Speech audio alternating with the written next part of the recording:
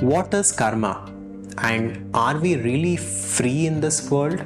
Do we actually have any control on our life and our destinies? This is a very important question. Karma is very loosely discussed and it is talked about very commonly by a lot of people, but I don't think most of us truly understand what karma is.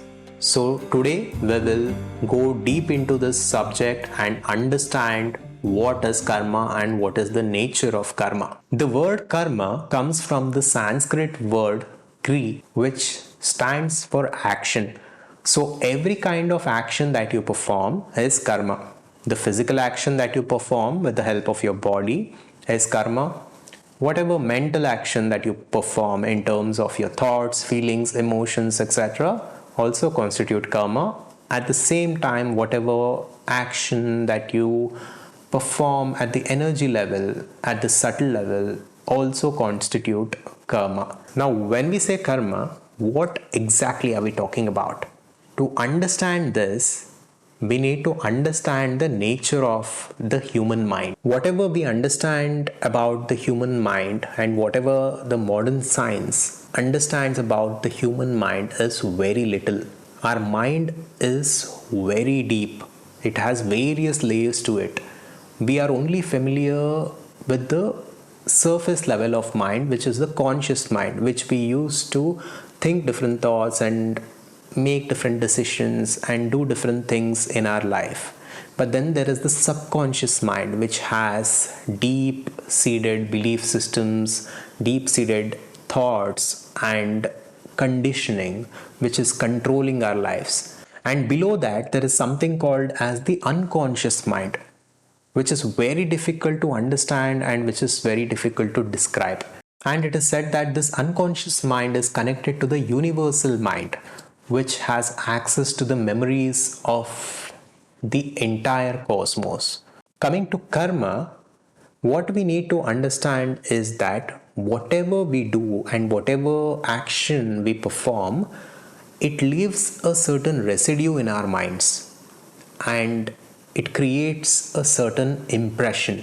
A memory is created. If you perform good actions and if you perform good deeds, good memories and good impressions are created, and if you perform negative actions, negative impressions are created.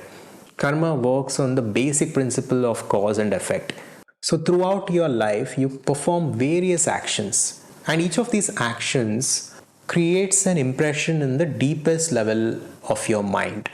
And according to Hinduism, we have various rebirths and reincarnations, and we are born again and again in different physical bodies and we live different lives as different people. This is common to many cultures and many religions. Now, whether you believe in reincarnation or rebirths or not is a separate discussion and it is a separate topic. But basically what the ancient scriptures of India and Hinduism say is that throughout the life cycle of the subtle body, which is the mind, which is called as the Sukshma Sharira in Sanskrit, it takes in the impression and the memory of all the actions performed by it throughout all its different lives. And all of it together forms a huge ocean of memory, and we call it the Sanchita karma. So there are three aspects of karma that we need to understand here.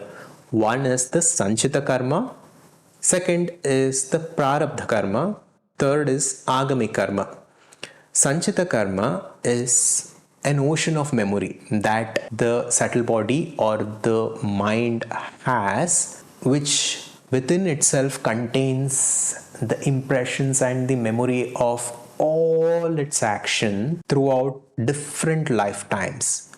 And then what happens is, when that subtle body comes to a new physical body, only a certain amount of Sanchita karma is allotted for the subtle body to live its current life. Now we all are living a certain life right now in a certain physical body, and a certain amount of memory is allotted to our system to live this life This is prarabdha karma. So our prarabdha karma is responsible for the parents that we have. It is responsible for the way we look, the way we talk, our default belief systems, our default personality. Everything is because of the prarabdha karma. And then there is the agami karma, which is the new karma that we are creating in the current life, which is going on and adding on to the sanchita karma, which is the ocean of memory that we have from all of our different lives. So this is how the system works, and this is how it is explained in the scriptures. Now, along with this, we also have something called as the evolutionary memory or evolutionary karma, which is the memory that we have because of the process of evolution biologically. So we are all familiar with the theory of evolution, which was explained by Charles Darwin, and we understand how we evolved from different species to become the Homo sapiens. Now, within our system, we also hold the evolutionary memory, which is the memory that we have because of evolution. Now think about this. When we were animals, the circumstances and the environment around us was very different. It was very scary. We were living in the forest. We had a lot of dangers coming in our way. So our survival was very much dependent on how careful we were and how quick we were in taking different decisions and in responding to different situations. So when we were animals, we had to be very careful about our lives because almost anything could kill us. There were a lot of animals which were trying to kill us, and we had to find shelter, we had to find water, we had to find food. So there was a lot of stress that we had to take in order to live that life. Now all that memory is encoded and is embedded within us, and it is actually determining the way we make decisions even today. Even today, most of us do not take risks, and we always want to be in our comfort zone, and we stress about different things because of that tendencies that we hold due to our evolutionary memory. Like this, the various kinds of karma that we have are directing our lives, especially the prarabdha karma that we have, which has been allotted from the sanchita karma to live this current life, is very much controlling our lives, and it has created a default destiny for our lives. Now this doesn't mean that we cannot control our destiny and we cannot take charge of our lives. But in order to do that, we need to break the momentum set by karma, and we need to come out of our tendencies and our default personality, and we need to move towards conscious living. We had spoken about conscious living a little bit in a previous episode, and we will talk more about it in future episodes.